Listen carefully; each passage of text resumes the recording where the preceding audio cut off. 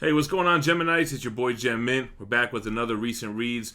This time we're going to talk about X-Men 2099, Trade Paperback Volume 1, so stay tuned.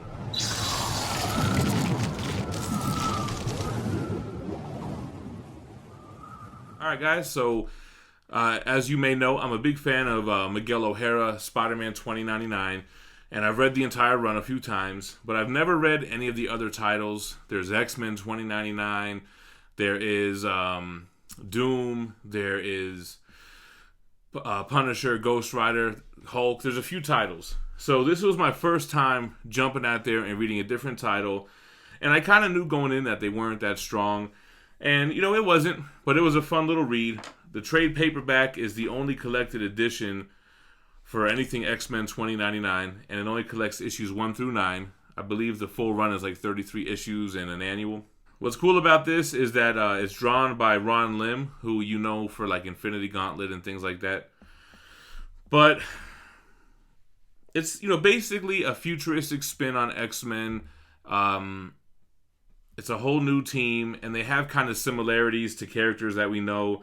Like, there's a fast guy, there's like a stretchy power person, there's an angel, archangel type character named Bloodhawk, who's probably the most recognizable. You have a Colossus type character, but what's cool about him is that his metal is adamantium, so that's kind of cool. And you have the head guy, his name is Xion, X-I-A-N.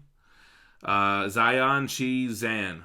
And he's basically like the Professor X.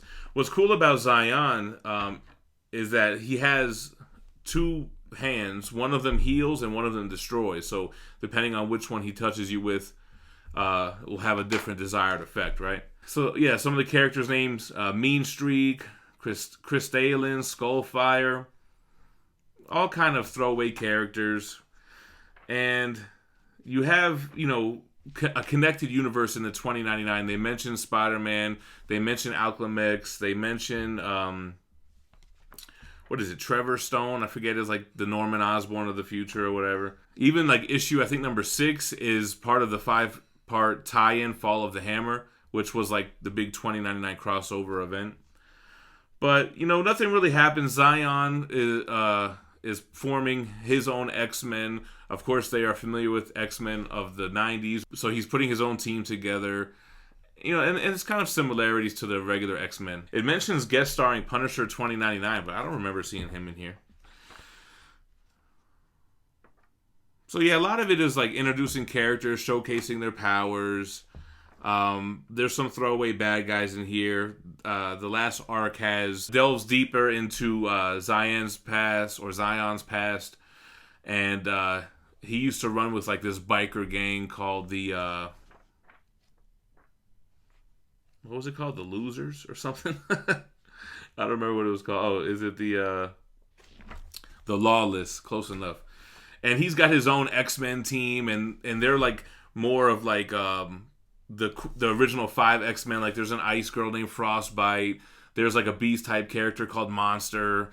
There's a Cyclops type character with only one eye that shoots blast. So that's what you get a lot in this run. Nothing really big story wise to talk about. We'll flip through the artwork, which is nice, and we'll take a look at these characters. All right, so let's take a look at some of the artwork. I love Copper Age 90s art. You gotta love Ron Lim. So here's the front, which is the cover of X-Men 1 2099. Here's the spine on the back there. It's written by Francis Moore. This is showing the other trade paperbacks. I have all the Spider-Man 2099. They haven't completed the run in trade paperbacks yet. But here goes issue 1. This guy Junkyard right here is kind of like a villain. There's your fast guy. This one, she can form like these rainbow crystal walls or whatever. You got your Bloodhawk character.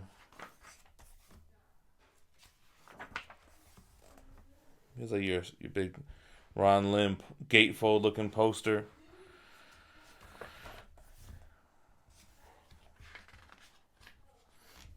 So originally, Zion only has the healing power. Then he gets injured and his body cocoons himself, and then he ends up having both of those destruction powers and healing powers. Looking like a Megatron guy or something, right? So this is him first healing. Bloodhawk's wing gets broken in battle. He goes Alchemax, tying in the universe. This was like a villain guy who had everybody under control. Her name was Lunica, and then they ended up calling her Luna. She ends up joining the team, but she's evil at first.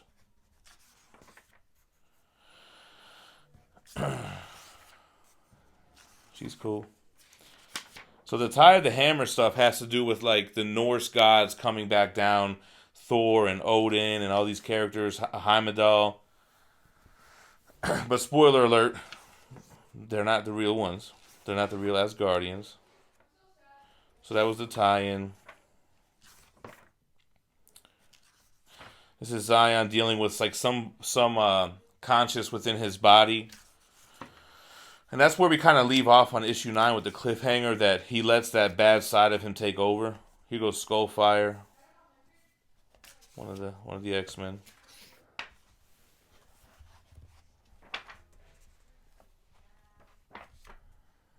This is cool. Like they think they spot Archangel at night, right?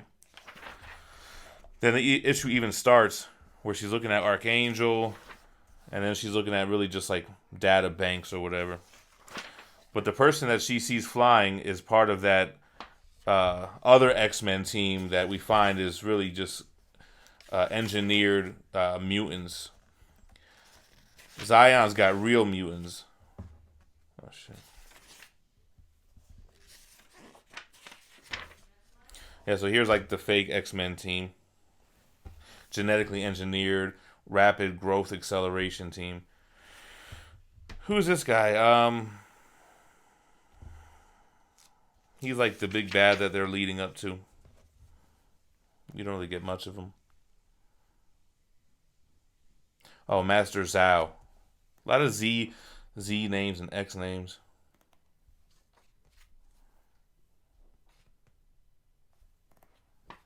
Alright, guys, so that's all I got for X-Men 2099. I mean, there's not much you can get out of 9 issues. I have considered hunting down, or just, I say hunting down, but buying on eBay, the full run in single issues, and even doing like a custom-bound omnibus.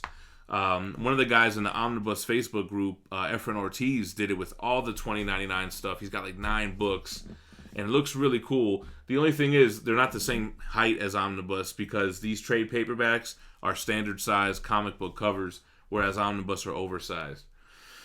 I do have the Doom 2099 trade paperback by Warren Ellis. What sucks about that is it's not the full run. It's like what he wrote, issues like 12 through 30 or some kind of weird, jumping right into the middle of the run. But I do like the 2099 stuff.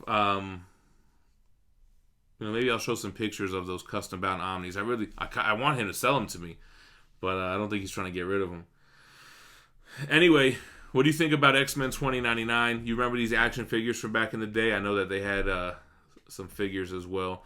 Make sure to drop me a like on the way out and subscribe to the channel for more recent reads along with other daily content like hauls and statues and Comic-Con coverage and so forth. Y'all stay minty fresh. Peace.